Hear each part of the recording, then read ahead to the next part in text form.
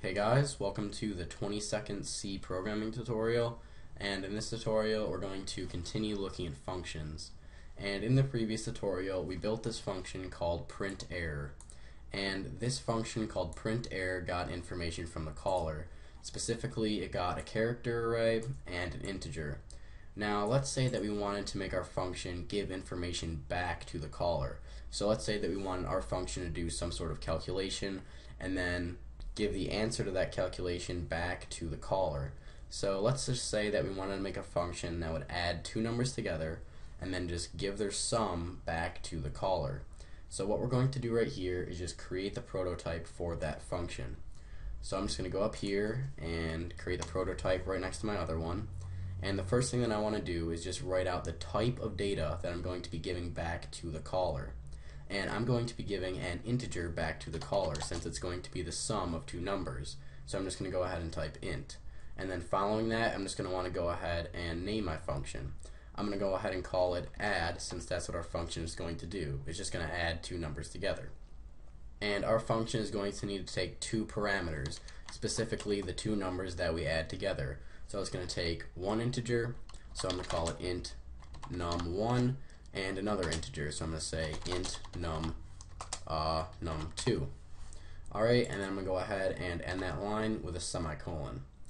Alright, so now that we've got the prototype built for our function, let's just go ahead and copy this prototype and actually build the code for the function itself.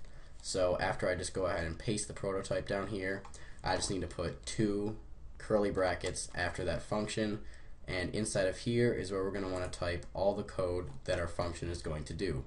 And like I said, what we want our function to do is just add these two numbers together, num1 and num2, and give the caller back their sum. So the first thing that I'm going to do is just create an integer variable to store the sum of these two numbers. So I'm going to say int sum equals num1 plus num2. So now inside of this integer variable called sum, we have the sum of num1 and num2. Now in order to give this information back to the caller, so in order to give this sum variable back to the caller, what we have to do is something called return it. So what I'm going to do is just type the return keyword, and then following that type the information that we're going to be giving back to the caller. And we said that we're going to be giving an int or an integer back to the caller. So that's what we need to return. We need to return an integer. And we're going to be returning this integer variable called sum that holds the sum of num1 and num2. So I'm just going to say return sum. Now let's go up to this main right here and just call this add function. So I'm going to say add, and then I just need to pass through two numbers as parameters. I'm going to go ahead and add the numbers 3 and 5. And since this function returns a number, what I can do is say int I equals, and then it just goes ahead and calls this function, it goes ahead and calls this add function, and sets num1 equal to 3, and sets num2 equal to 5. Then what it does is it says num1 plus num2, the value of num1 is 3, the value of num2 is 5, so it does 3 plus 5 is 8 and stores 8 in the sum variable, and then returns the value of this sum variable, which is 8. So now what it does is it sets I equal to 8. So it just sets I equal to whatever is returned from this add function right here, and 8 is returned from this add function. So if we were to print out I onto the screen, we should just get 8. So I'm just going to say printf, and we just want to print out an integer variable, so modulus I, and the line right there, and we want to print out the variable I, so I'm just going to type I right there. Alright, so let's just go ahead and run this, and we should get 8 out onto our screen since the sum of 3 and 5 is 8. Yep, 8, perfect. Alright, so let's just say we wanted to add two other integers together, like 10 and 2, and we should get 12. Alright, perfect, it works.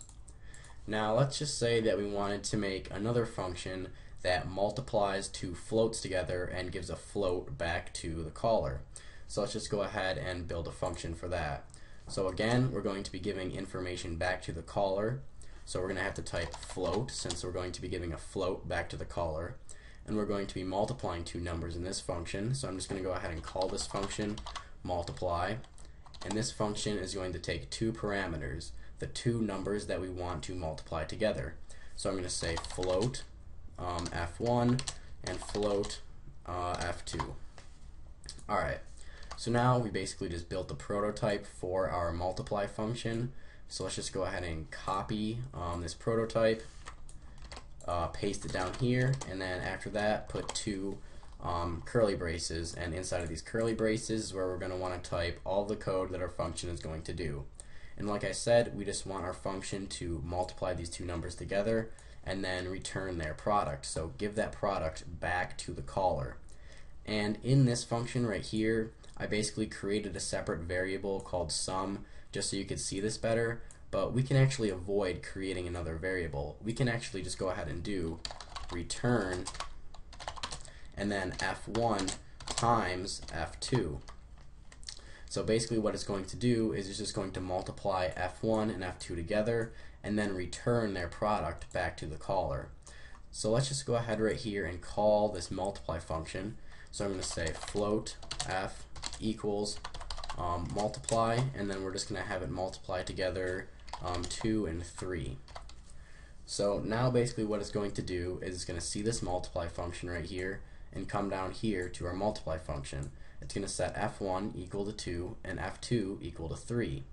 Then it's going to multiply their two values together, so multiply f1 and f2 together. f1 is 2, f2 is 3, so the product of 2 and 3 is 6. So it's going to return that 6 back to the caller, and it's going to store 6 in this float variable called f. So now if I were to print out f onto the screen, this float variable, we should get 6. So I'm just going to say print f, and I'm just going to go ahead and do modulus point to f, so we're just formatting that so there's only 2 digits after that decimal point, and then we just want to print out our float variable called f. So let's just go ahead and run this, and we should get 6 out onto the screen since 2 times 3 is 6.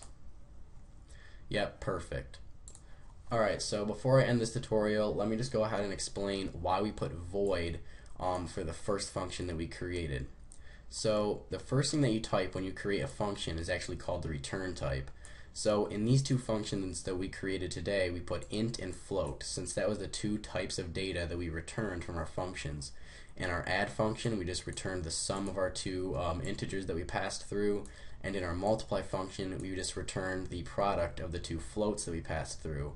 But for this print error function, we didn't return anything back to the caller, so we just put void right there, and that just means that no information is being returned or given back to the caller.